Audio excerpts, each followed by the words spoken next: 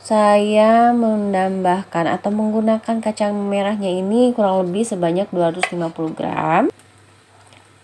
Oke, kalau sudah mendidih seperti ini, tinggal dimasukin aja kacang merahnya yang tadi ya Bunda.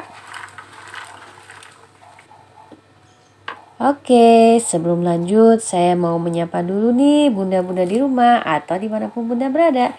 Gimana nih bunda kabarnya hari ini? Semoga selalu ada dalam keadaan sehat, tentunya happy, murah rezeki ya bunda. Amin amin ya rabbal alamin.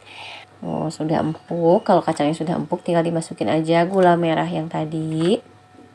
Ditambahkan penyedapnya.